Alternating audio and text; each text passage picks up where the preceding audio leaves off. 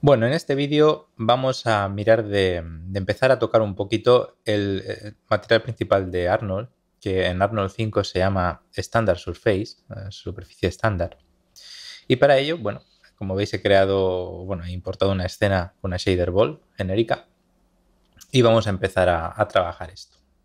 Vamos a crear el material, acordaos, Alt W la zona de materiales, le dais a la N y se abrirá ya directamente el Arnold Shader Network.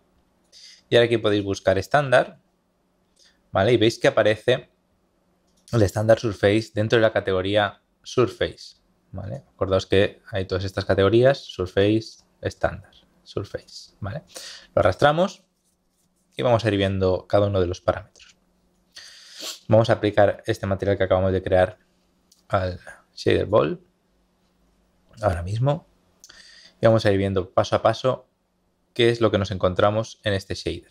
Lo primero de todo que podemos ver es una serie de presets, de ajustes predefinidos, que van a modificar el comportamiento de este material, ¿vale? Desde el comportamiento, digamos, personalizado, a plásticos, metales, cristales, pieles o cosas delgadas, ¿vale? Finitas, como puede ser una hoja de papel, la hoja de un árbol, cosas que la luz puede llegar a atravesarlas. Vale, vamos a poner custom y vamos a ir viendo cada una de estas cosas. Lo primero que nos vamos a encontrar, ¿vale? Es el peso, es la cantidad de lo que se llama el color base, ¿vale? Aquí en el color podemos añadir, acordaos, cualquier textura para texturizarlo o podemos cambiar el color como estoy ahora haciendo yo y el color base del material va a cambiar con dicho color, ¿vale? Con una proporción de ahora de un 0,8. Lo siguiente que nos vamos a encontrar es el diffuse roughness. ¿Esto qué es? Bueno, sí, vamos a quitarle especular. Un momento, vamos a apagar para que el material sea completamente mate, sin ningún tipo de brillo. Y vamos a ver que el diffuse roughness, cuando lo subimos, nos va a crear todavía un material más difuso de lo que por defecto un material difuso es, como podría ser, por ejemplo, pues la arena, el yeso, el cemento. ¿Vale? Fijaos que si yo aumento esto, el brillo del material es diferente. O sea, fijaos sobre todo en esta parte inferior de aquí abajo, como da la sensación casi de terciopelo, podríamos decir. Fijaos. ¿Veis? Vamos a poner un color que a lo mejor hace que se vea mejor, un blanco o un gris claro. Y fijaos en esta zona de aquí abajo, cuando yo bajo este parámetro de aquí, el objeto sigue siendo mate, pero refleja la luz de una forma diferente. Se aprecian mejor los volúmenes, ¿vale? Muy bien. Lo siguiente, metalness. Metalness. Esto es la metalicidad de un material. Es decir, nosotros podemos dividir los materiales en materiales metálicos o materiales dieléctricos. Los materiales metálicos son aquellos que conducen la electricidad y los dieléctricos, digamos que serían materiales aislantes. Esas serían las dos categorías, ¿no? Con las que podemos englobar los materiales. Entonces, la metalicidad vendría a ser cómo de metálico es este material. Si está a cero, sería un material dieléctrico, no conduciría la electricidad. Luego puede ser el plástico, el vidrio, en todo ese tipo de material no conductor. Y cuando yo aumento esto, vamos a ver que esa propiedad, esa metalicidad también altera cómo se ve dicho material. Si aumentamos a tope este parámetro a 1, vemos que se crea un material totalmente metálico. Al aumentar este parámetro, la metalicidad, vamos a ver que el comportamiento de los brillos varía. Es decir, no solamente se hace un material metálico, sino que también la especular varía. El efecto Fresnel que llamamos, que es, digamos, cuánto de especular es el material en función de la orientación de las normales de la cara a la cámara. Este comportamiento varía y se convierte en digamos, se trata de una forma más avanzada que lo que podríamos hacer, digamos, a mano, ¿no? Entonces, esto hay que tenerlo presente, ¿vale? Si yo bajo esto, pues el material se va volviendo cada vez más con apariencia de plástico mate, en este caso, porque no tiene ningún tipo de especularidad. Vamos a ir al segundo apartado, la especular. Lo mismo que el primero, tenemos un peso para controlar cuánta cantidad de especular queremos en el material. Si yo lo aumento, vemos que el material se vuelve mucho más reflectante, refleja mucho más las luces o el entorno que haya a su alrededor. Y también podemos controlar el color de ese reflejo. Ahora mismo es un color blanco, si yo lo cambio, pues aparece un reflejo de color rojizo, ¿vale? Es interesante en esta versión de Arnold 5, que además de este canal de especular, aparece una sección de cobertura. Es decir, nosotros podemos tener, por ejemplo, un material completamente mate, que no tenga especular, pero sí que tenga una cobertura brillante, ¿vale? Como si fuese un barniz, ¿vale? Y vamos a ver que el efecto es similar. Sería como una doble capa de especular.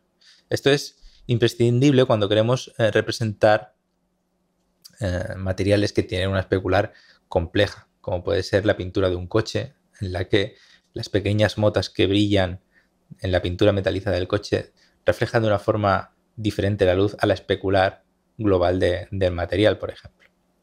Vale, entonces este parámetro nos haría falta, ¿vale? Esto nos permite, como digo, crear este tipo de materiales con especular compleja. Luego, ¿qué tenemos? Además de la especular, de la proporción, perdón, del peso, como hemos dicho, tenemos el color. Acordaos que siempre que haya un elemento de color se le puede añadir aquí una textura, para controlar por dónde puede reflejar más o menos el material, en qué zonas. Esto nos puede permitir, por ejemplo, hacer materiales mojados por algunas zonas, en fin, se controlaría con esto. Luego, el roughness es la rugosidad de ese brillo. Si nosotros tenemos un roughness a 0, la especular es completamente perfecta, como si fuese un brillo de espejo. Pero cuando nosotros subimos el roughness, vamos a ver que hay un reflejo, pero mucho más borroso, ¿vale? Vamos a poner esto así y vamos a poner el material un poco más oscuro para apreciar mejor el reflejo. Vamos a ver que sigo aumentando el roughness. El brillo se vuelve mucho más difuso. Vamos a quitar la capa de cobertura, porque fijaos que aunque yo estaba modificando la especular que está por debajo de esta cobertura, se seguía viendo brillante. Y eso es porque, claro, si nosotros hacemos la especular del material por debajo difusa, pero después lo pintamos, lo barnizamos con una cosa brillante, pues aunque yo baje la especular se va a seguir viendo brillante. Eso es normal. Vale, bajamos la cobertura a 0 y fijaos cómo ahora sí se ve perfectamente cómo afecta el roughness, la rugosidad de ese reflejo.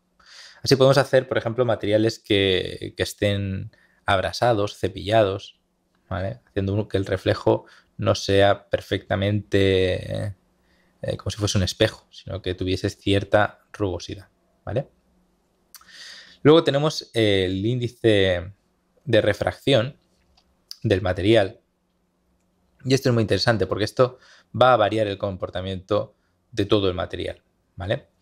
Desde, por ejemplo, el efecto Fresnel que hemos hablado antes, esa proporción que hay de reflejo en función de la normal, o sea, de la perpendicularidad de la normal de las caras con respecto a la cámara, el índice de refracción va a alterar esa cantidad de reflejo en función de ese parámetro.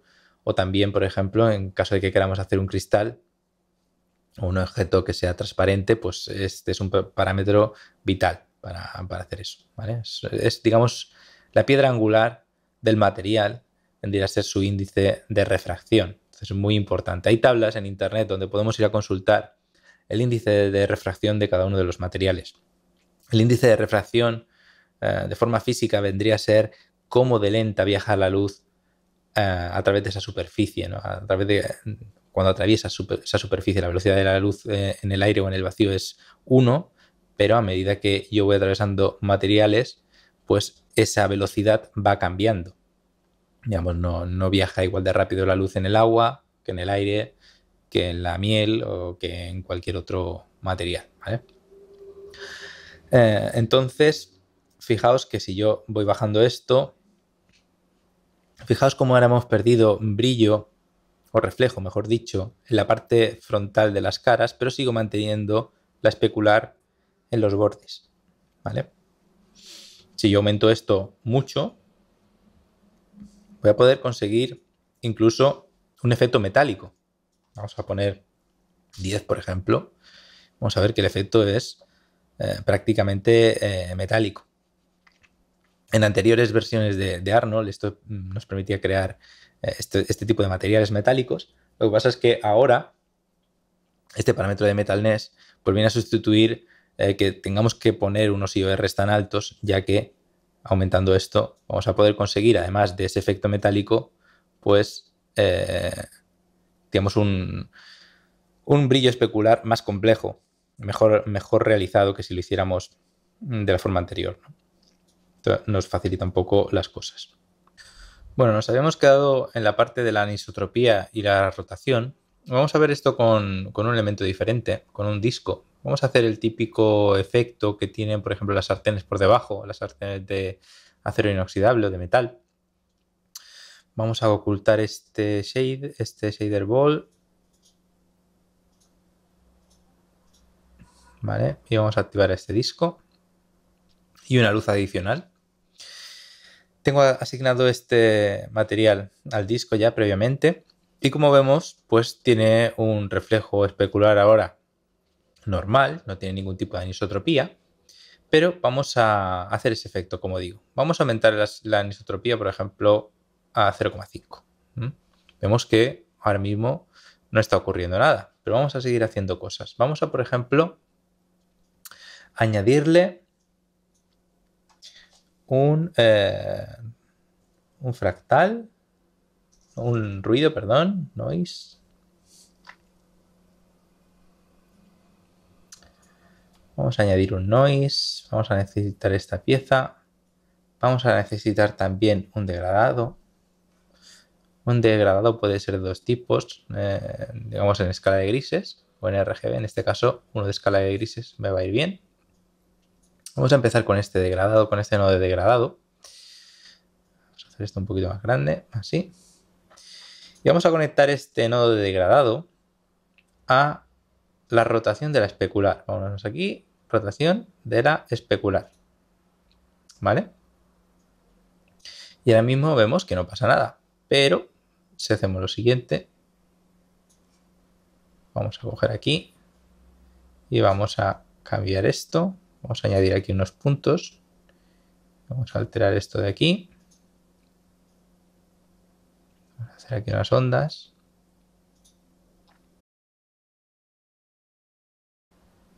Vamos a poner aquí esto en radial.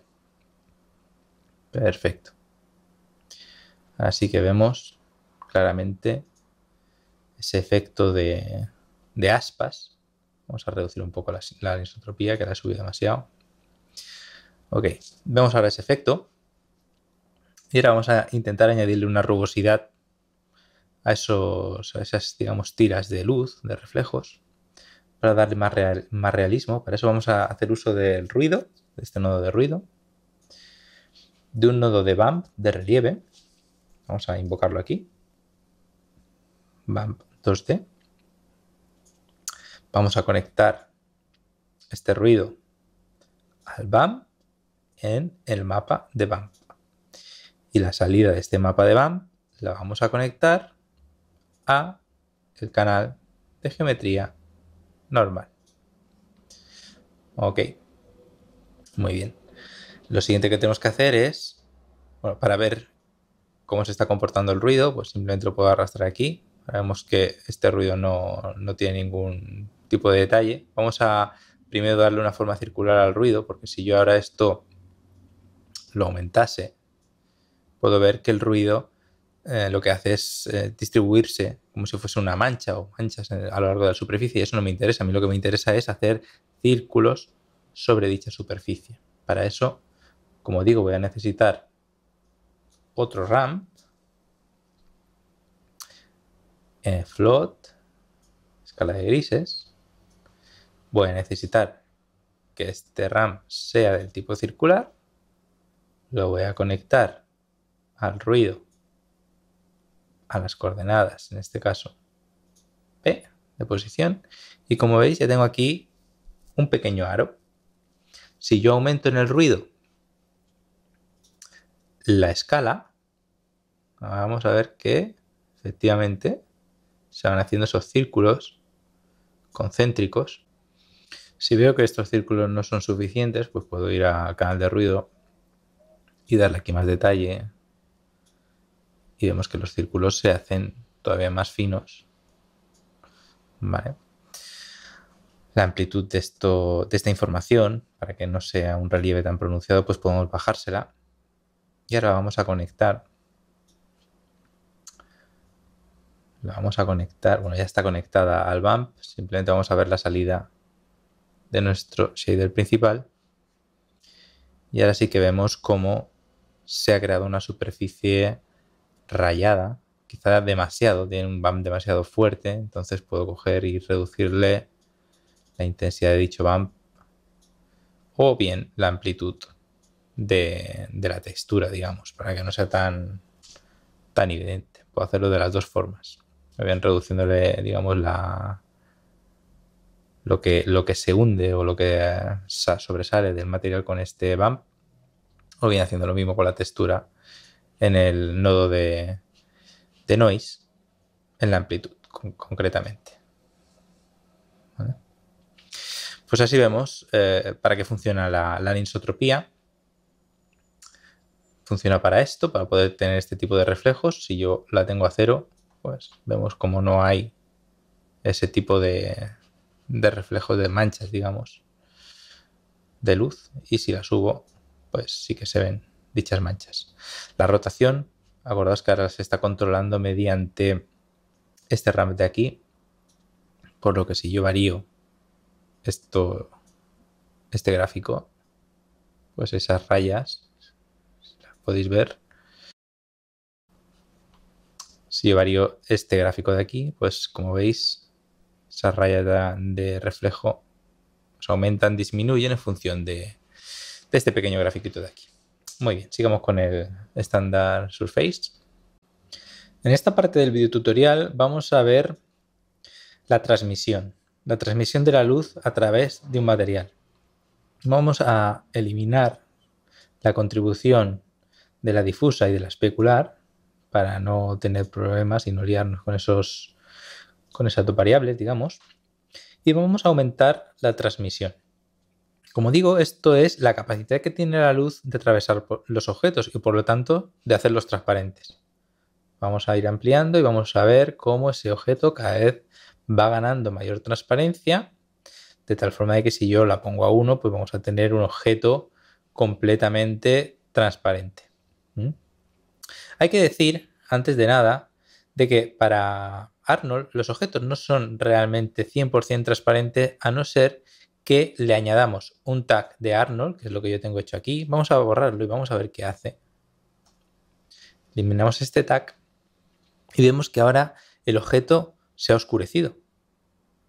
Eso es porque para Arnold este objeto, aunque nosotros veamos a través de él parcialmente, para Arnold este objeto no es transparente. Hay que indicárselo de forma expresa. Así que vamos a irnos a este elemento de aquí, vamos a añadir un tag de Arnold y vamos a ver que uno de esos parámetros dentro del tag es la capacidad de hacer este objeto opaco, si está marcado, o transparente. Vamos a quitarle esto de aquí y ahora sí el objeto para Arnold es completamente transparente. Muy bien. Lo siguiente que nos vamos a encontrar, además del peso de la contribución de la transmisión, es su color. Ahora mismo es blanco, por lo tanto el objeto no se tinta de ningún color, deja pasar la luz tal como está sin absorber ningún tipo de información de color. Por lo tanto, como vemos, se ve blanco. Vamos a activar temporalmente el refresco únicamente de la bola para que vaya más rápido. Y como digo, vamos a cambiar el tinte a un tinte, por ejemplo, vamos a ponerlo naranja. Hay que procurar darle poco tintado porque este es un efecto que enseguida se acumula y aunque veamos que aquí es poco, después en el material se va a ver mucho más tintado de lo que en apariencia el color de aquí refleja. Ahora, como vemos, se pinta de color naranja, hace que el cristal sea naranja. Hay que tener en cuenta que el índice de refracción es muy importante, así que la transmisión, la refracción de esa luz viene ligada, o sea, su comportamiento viene ligado al índice de refracción que está en el apartado de especular. Si yo esto lo varío, vamos a ver cómo el brillo, o sea, la refracción, perdón, cambia totalmente. Fijaos, en un 0,81 no tiene nada que ver a cómo refleja un cristal, que sería un índice de refracción de 1,53. ¿Vale? ¿Cómo sé yo que el índice de refracción del cristal es 1,53? Bueno, hay páginas específicamente habilitadas que nos dan esta información. Si nos vamos a esta página de aquí, refractiveindex.info, vamos a ver una guía de diferentes índices de refracción. Fijaos que aquí ya viene una sección de 3D donde nosotros vamos a poder elegir la categoría, metales, plásticos, cristales, etcétera, y el material en cuestión. Pues si queremos un cristal de sal, pues sería de este tipo, ¿no? Si queremos un vidrio, pues nos iríamos al apartado de vidrio y aquí pues tenemos diferentes tipos de vidrios, ¿vale? Bueno, el parámetro que debemos añadir en el índice de refracción es este parámetro de aquí, ¿vale? Lo que se conoce como N, o en griego, si no voy mal, es eta, ¿vale? Este parámetro de aquí. Copiamos eso y lo pegamos aquí y tendremos ese comportamiento físico del material en cuanto a la refractividad de la luz. Muy bien, sigamos. El siguiente parámetro que nos encontramos es la profundidad, depth. Cuando está 0, quiere decir que este apartado no funciona, está desactivado. Pero si yo lo aumento, si yo por ejemplo le pongo aquí 2, lo que voy a hacer es que el color del material va a empezar a aparecer a un nivel de profundidad de 2 centímetros. ¿Vale?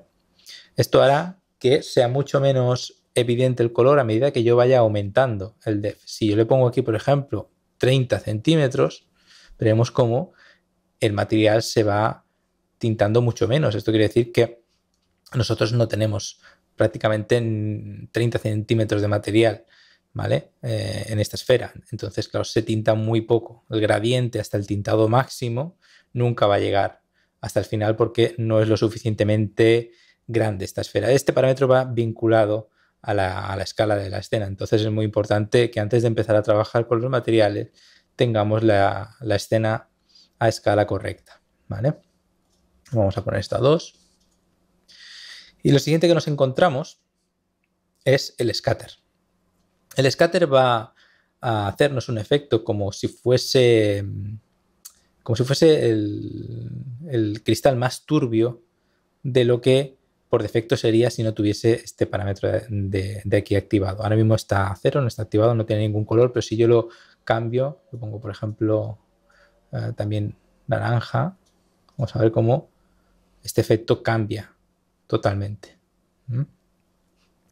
Y eso es debido a, como digo, la profundidad a la que se está contaminando este objeto de color. Fijaos que dentro de esta esfera hay una esfera blanca que ahora mismo no se ve.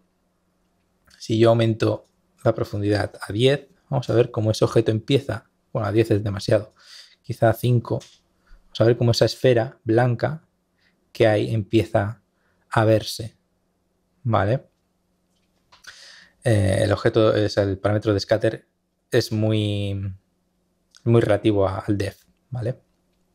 Luego la anisotropía, la dirección de esta dispersión de la luz se controla con este último parámetro de aquí, scatter anisotropy, y lo que va a hacer va a ser orientar este efecto de scatter hacia la luz, si lo llevamos hacia la derecha, o en sentido contrario a la luz, si lo llevamos hacia la izquierda. Muy bien. Lo siguiente que tenemos es el dispersion AVE. Vamos a poner esto en blanco. Esto lo dejaremos a 0 también. Y esto lo pondremos en blanco porque me interesa que veáis que el dispersion AVE, esto vamos a ponerlo a 0, va a producir un defecto como si fuese una aberración cromática en el interior del cristal. ¿Vale? Esto es el mismo efecto que se produce, por ejemplo, en las piedras preciosas, como pueden ser los diamantes, en lo que la luz se descompone en varios colores dentro del cristal, dentro de la superficie del material. Voy a poner esto, voy a subirlo y vais a ver cómo se tintan los diferentes bordes de esos colores típicos, ¿no? de arco iris que vemos a través de las piedras preciosas o de determinados tipos de cristales. Cuanto mayor sea este efecto de aquí, más se van a juntar, digamos, los haces de luz.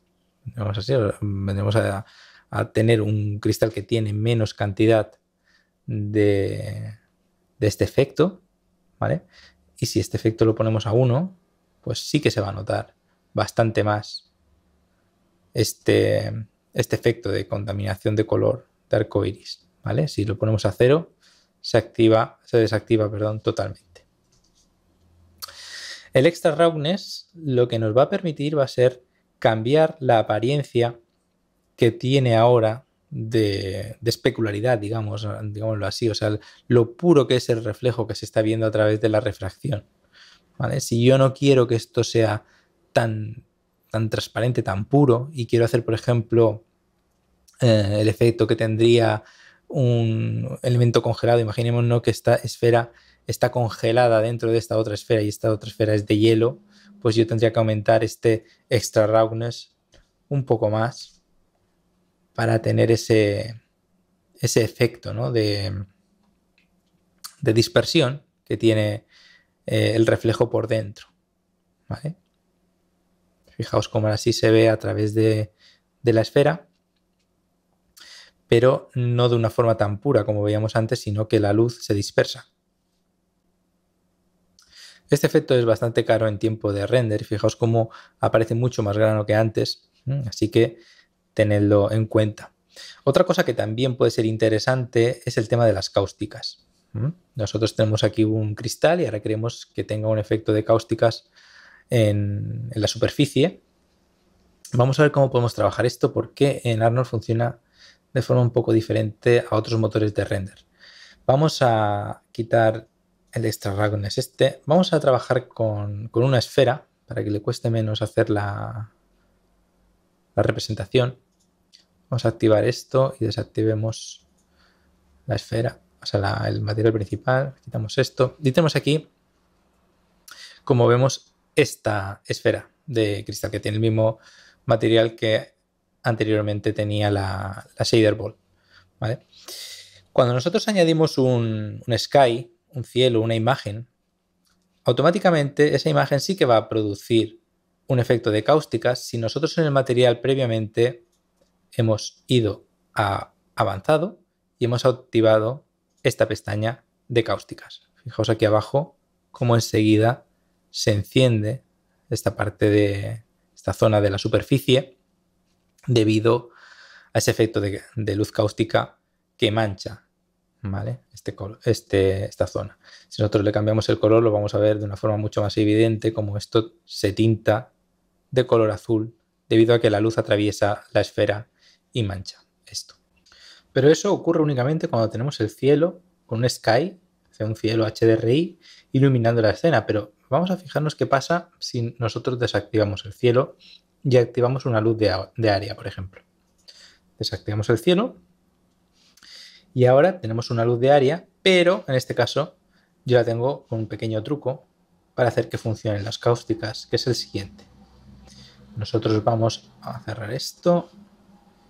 Vamos a fijarnos que aquí hay una luz de área, pero tiene asociado un plano con un material emisor. Si yo elimino o desactivo, mejor dicho, este elemento, fijaos que aunque aquí hay una luz que está viniendo de la parte derecha de la escena, no está provocando ningún tipo de iluminación cáustica debido a esa luz.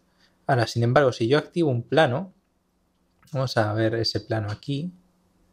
Fijaos, ese plano está asociado, como digo, a este elemento. Vamos a desactivar la luz y vais a ver directamente el plano. aquí, ¿veis? Este plano va asociado a esta luz, ¿vale? Está como hijo y además tenemos un target que está enfocando a la esfera. Esto es un tag de Arnold por defecto. Podemos poner un target y así mover esta luz de área por la escena y siempre va a apuntar a la esfera, a la bola. Esto viene muy bien para únicamente moviendo este elemento no perder, digamos, el foco de esta luz y que sea siempre la esfera la protagonista que se ve iluminada. Fijaos como aquí ahora sí que contribuyen las cáusticas. Para hacer eso, como hemos dicho, un plano, lo asociamos a esa esfera. Acordaos que no tiene que estar por detrás, mejor dicho, por delante de la luz, porque si lo ponemos por delante, fijaos cómo la luz de área se ve obstruida por este plano, ¿vale? Así que mejor ponerlo por detrás para que la luz sí que se vea, no se vea obstruida por el plano, en este caso. Y el material que está asociado a ese plano, pues es un material en el que la emisión de dicho material está a 1, en este caso, y su color también está a 1. De tal forma de que concuerda con, por ejemplo, la intensidad de esta luz. Yo puedo hacer una vinculación entre este peso de aquí, ¿vale? Y el peso, digo, la intensidad de la luz de área, ¿vale? Para que casen. De esta forma podría, por ejemplo, decir que esta intensidad, me voy aquí a expresiones, sea la que va a mandar setDriver sobre este parámetro de aquí, que va a ser el que va a ser mandado por el anterior. Automáticamente se crea una expresión en Expresso, unos nodos, ¿vale? Que conectan estas dos variables de tal forma de que yo ahora puedo coger y aumentar la intensidad de este parámetro de aquí y vamos a ver cómo aumenta directamente la emisión de ese material, ¿vale? Es una forma de vincular esos dos objetos para que no tengamos incoherencias entre ambos. Muy bien, pues con esto hemos acabado esta parte de la transmisión de la luz en el Surface estándar de Arnold. Vamos a por el siguiente. Vamos a entrar ahora a trabajar en el apartado Subsurface de este shader principal de Arnold. El color base lo he puesto en lila, como veis. Los otros, especular y transmisión y tal, no afectan, están a 0, el peso a 0. Aquí a 0,86. Vamos a aumentar el peso, la contribución del Subsurface a este material. Vamos a ponerlo, por ejemplo, 0,60. Aquí vosotros seguramente tendréis el color blanco, pero podéis elegir el color de Subsurface que queráis. Luego tenemos tres diferentes parámetros, que es el radio, ¿vale? Esto viene a sustituir en los otros motores de render, donde a lo mejor habéis visto Subsurface Scattering, serían los tres niveles de profundidad que este tipo de característica tiene, que es el nivel digamos, más profundo de la piel, el nivel medio y el nivel más superior, ¿vale? Aquí Arnold nos lo presenta como tres tipos de radio distintos. Estos radios están asociados a los canales de rojo, verde y azul. ¿Qué quiere decir? Que ahora mismo el canal rojo va a llegar, se va a ver hasta 5 centímetros, el azul y el rojo, el verde y el azul van a verse también hasta los 5 centímetros. Si yo esto lo cambio, por ejemplo, para simular la piel, puedo decir, por ejemplo, que el radio sea en el canal rojo de 1, que el canal verde, los rayos lleguen hasta el nivel de 0,35. Fijaos que tengo que desactivar este checkbox para que no me los cambie todos. Vuelvo a poner esto a 1. El verde, el canal verde a 0,35 y el canal azul a 0,2. De esta forma podemos ver que cuanto más grueso es el material, más contribución del canal rojo tenemos porque llega a un nivel de profundidad mayor, hasta 1 centímetro. Sin embargo, el color verde se pararía en los 0,35 y el azul en el 0,2.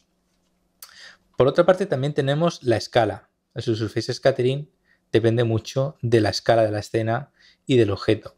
Así que para no tener que ir variando estos parámetros de uno en uno, lo que vamos a poder hacer es cambiar la escala. Fijaos que ahora se va haciendo el material más transparente a medida que va llegando a una superficie más fina. Pero si yo esto lo cambio, vamos a ver que el material va ganando en grosor, digamos, en menor transparencia, transmite menos la luz en su interior. Ahora sería la mitad tendría la mitad de valor que estos parámetros de aquí que yo he puesto, ¿vale? Todos estarían reducidos a la mitad. Y si yo esto lo aumento a 2, pues entonces los parámetros estarían aumentados todos al doble de forma proporcional, teniendo una entidad mucho más translúcida, ¿vale? Antes de acabar con este módulo de subsurface, comentaros una cosa que se encuentra dentro de los atributos del tag de Arnold que se aplica a cada uno de los elementos. Este atributo va a permitirnos hacer una superficie continua de cara al subsurface scattering para dos elementos diferentes. Vamos a verlo. Si nos vamos a los atributos de Arnold, vamos a ver que aquí tenemos lo que se llama un subsurface set name. Esto nos va a permitir hacer grupos de elementos que tienen que tener el mismo comportamiento de subsurface, es decir, que los rayos que atraviesan una superficie van a poder continuar y van a poder seguir atravesando otros elementos de otra superficie, de otras entidades geométricas diferentes. Vamos a hacer un ejemplo con una pequeña bola que tengo yo aquí. Vamos a activar esto aquí y vamos a encender esta pequeña esfera a la que yo también tengo aplicado el mismo material de subsurface y vamos a fijar en lo que ocurre cuando yo los meto los dos en el mismo grupo. Vamos a irnos a este tag. Bueno, ahora actualmente están los dos en el mismo grupo. Vamos a dejar que acaben y vamos a hacer una captura. Y vamos a ver cómo se comportan si yo cambio el grupo o simplemente lo elimino. Muy bien. Bueno, si nos fijamos, en esta parte de aquí arriba, no sé yo si la compresión del vídeo hará perceptible este cambio, pero si nos damos cuenta, la unión de ambas superficies queda mucho más integrada cuando se meten en el mismo grupo de subsurface. ¿Veis? La parte de arriba, con el mismo grupo, esto queda tintado y de la otra forma el comportamiento del subsurface cambia y, digamos, aísla de una forma más evidente las dos entidades geométricas, ¿vale? Bueno, con esto podemos dar por concluido este módulo. En esta sección vamos a tratar el apartado Quad, cobertura. Esta cobertura se emplea para crear materiales que tienen una especularidad compleja. Es como una especie de barnizado que se le añade a la superficie, ¿vale? Que nos va a permitir, por ejemplo, controlar la especularidad de dicho material de dos formas diferentes. Una con la propia especularidad y otra con la especularidad de esta cobertura. Esto nos va a permitir hacer materiales complejos como puede ser la pintura de un coche. En este tutorial vamos a hacer este ejemplo para tenerlo un poco más claro.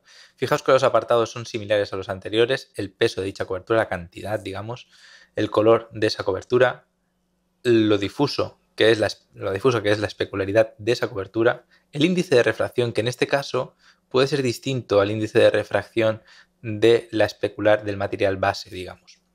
Y luego tenemos un apartado de normales, el mapa de normales, donde nosotros podemos añadir un mapa y variar el comportamiento de esta cobertura, ¿vale?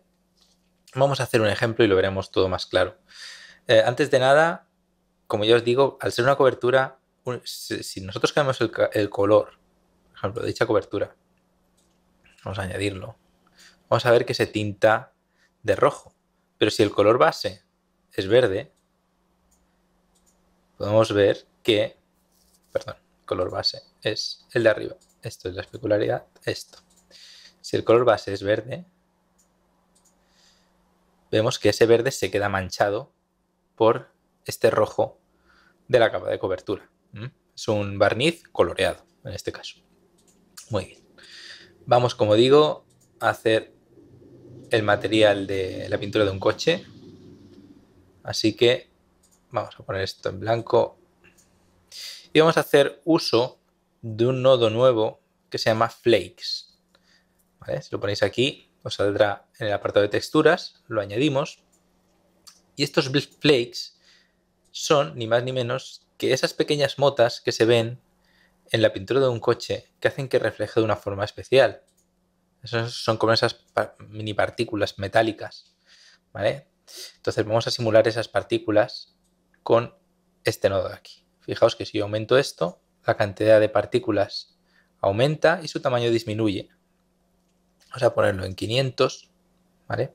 Y también vamos a hacer uso de esto de aquí, Normal Randomize, que va a permitir orientar las normales no de una forma tan aleatoria, sino de una forma más uniforme y así conseguir que el brillo de estas pequeñas motas se adapte o se equipare un poco más al brillo de la zona donde más refleja la luz especular. ¿Vale? Así que antes de añadir esto a nuestro shader principal, vamos a hacer uso también de un nodo de bump para poder trabajar el tema de las normales y vamos a añadir los flakes al nodo de bump en su canal de normales y este nodo de bump lo vamos a añadir en este caso, no a las normales de la cobertura, sino a las normales de la geometría. ¿Por qué? Porque estas pequeñas partículas no se encuentran en ese acabado final, no se encuentran por encima, sino se encuentran en la base del material. ¿Vale? Sería diferente si esas partículas estuviesen en ese barniz superior que se le aplicaría en la parte de quad, pero no lo vamos a utilizar aquí, sino que por ahora lo vamos a meter en la base de la geometría. Muy bien, habiendo hecho esto, vamos a conectar esto nuevamente aquí y vamos a hacer una cosa, vamos a cambiar esta iluminación por una iluminación de Physical Sky. Vamos a quitar esto, ¿vale? Y así tenemos un punto luminoso bastante contrastado y nos va a ser más fácil hacer estas operaciones con este punto luminoso. Vamos también a cambiar el color de la base a un color, por ejemplo, de pintura rojo oscuro, que así. Y vamos a ir tocando los diferentes parámetros de este material. En los flakes es importante decir que las coordenadas son, en este caso, las del mundo. Vamos a fijarnos aquí en esta zona. Perdón, las del mundo aquí. Ahora. Esto lo podemos dejar como estaba en pref. Vale. Vamos a fijarnos que ahora sí aparecen las pequeñas motas distribuidas por la superficie. Vemos unos pequeños puntos negros. Esos son las motitas. Pero no vemos que las motas se iluminen más en esta zona. ¿Por qué? Pues sencillamente porque están están distribuidas o rotadas de forma demasiado aleatoria, así que debemos bajar este parámetro de aquí para que, como vemos, la orientación de las normales cambie y se ilumine más en esta zona. Si queremos más motitas, podemos aumentarlas como hemos visto antes con este parámetro de aquí, ¿vale? Estas motas brillan porque hay una luz especular, o sea, una propiedad especular del material, ¿vale?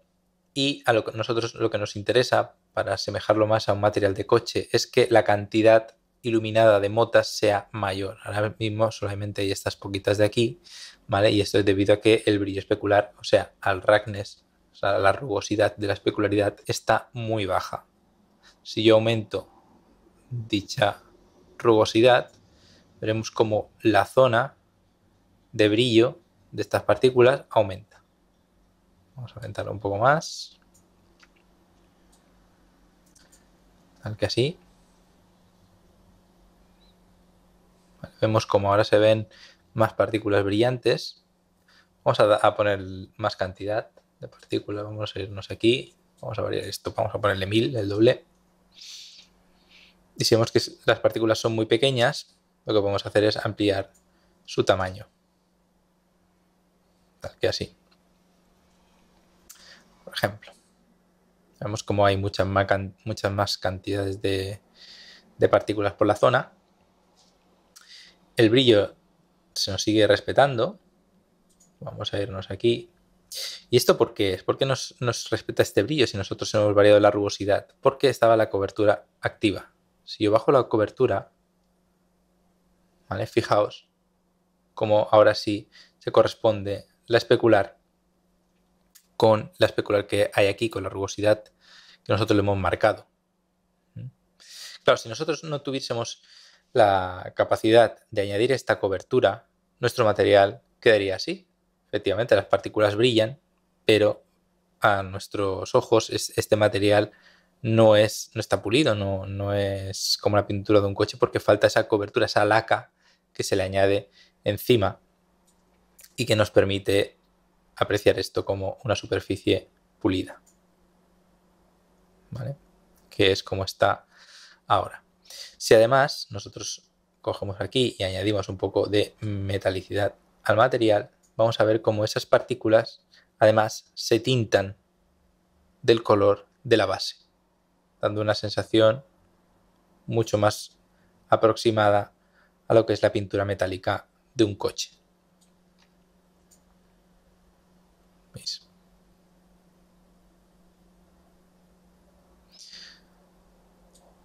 Si nosotros quisiéramos ampliar un poco la luz especular, el reflejo especular en este caso ya sería parte de la cobertura y lo tendría que ampliar de aquí.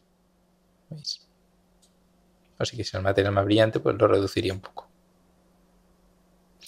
También podemos alterar el brillo especular y hacer que en vez de que sea totalmente blanco y circular, que sea más similar a lo que son los brillos de las partículas que hay aquí.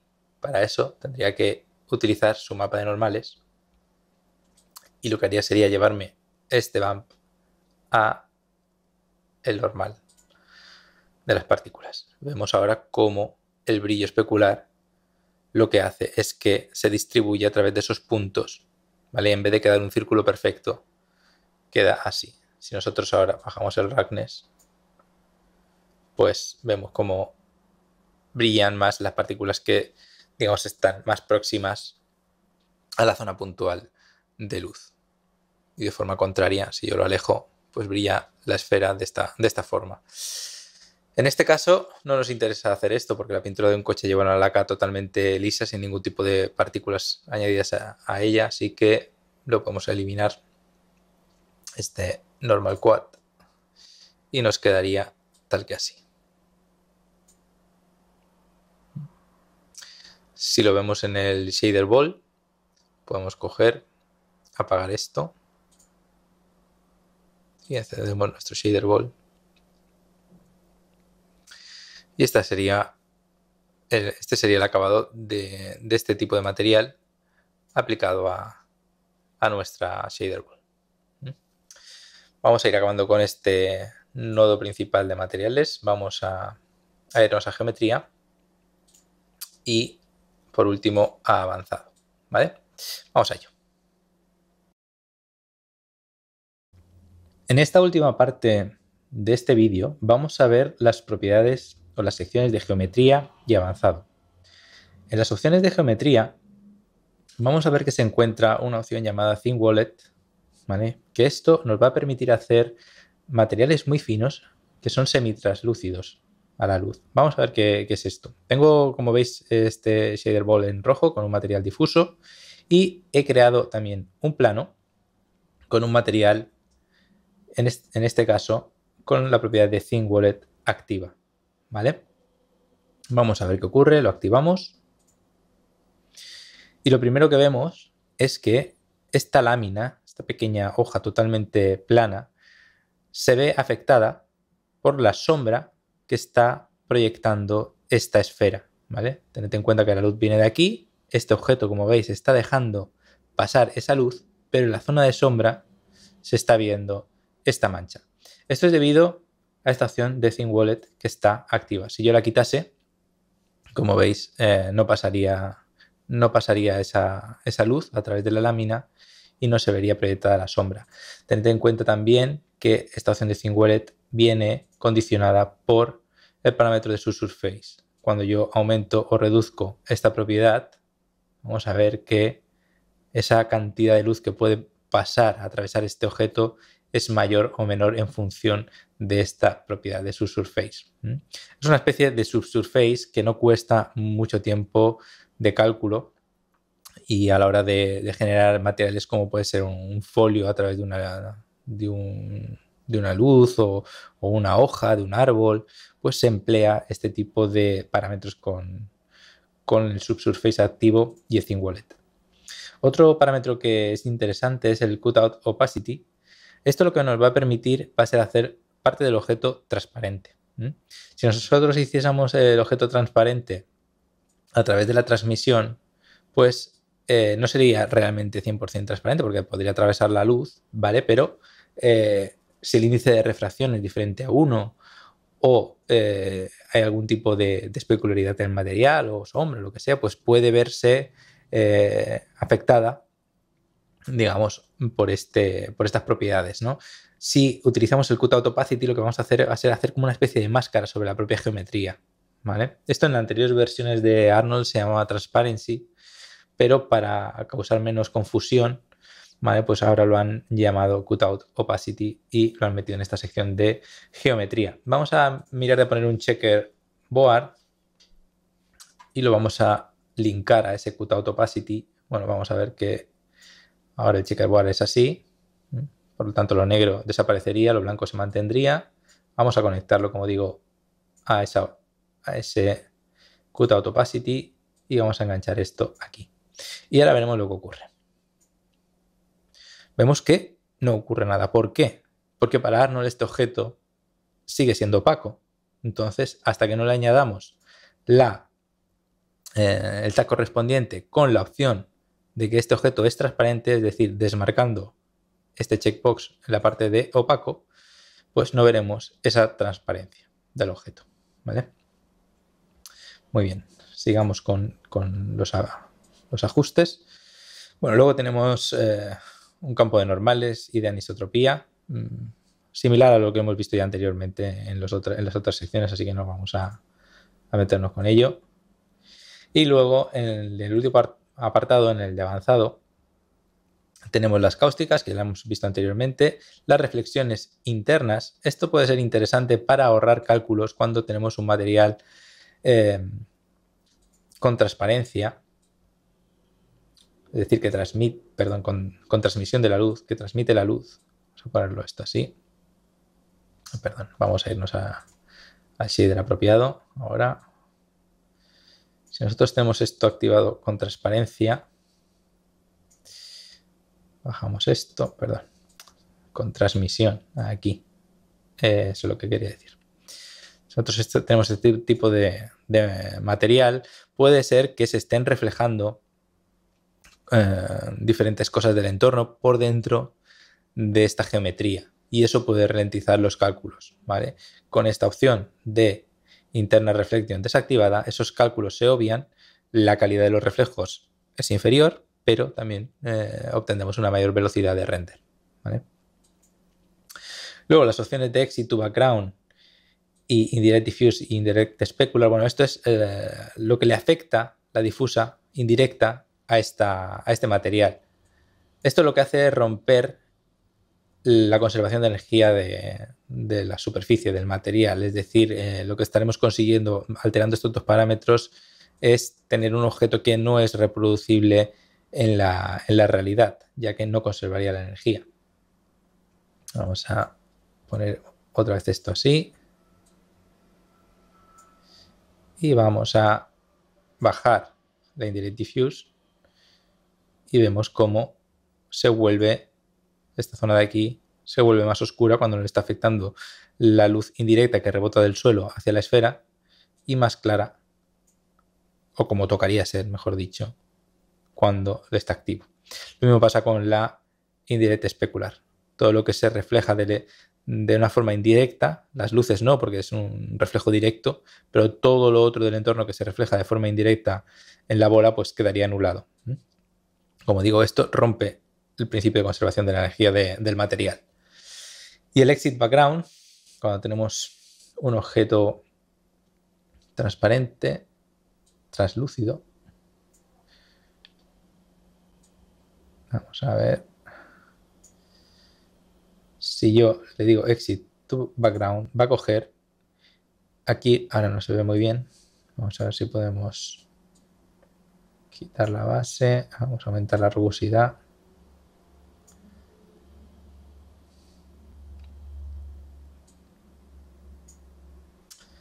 Vamos a dejar que calcule un poco.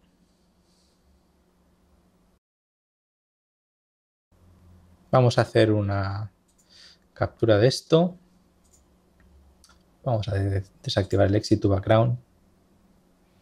Dejamos que calcule.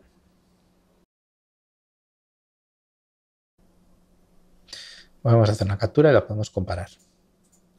Si nos fijamos en la opción con el exit to background, tiene una mayor iluminación, ¿vale?, que en la anterior.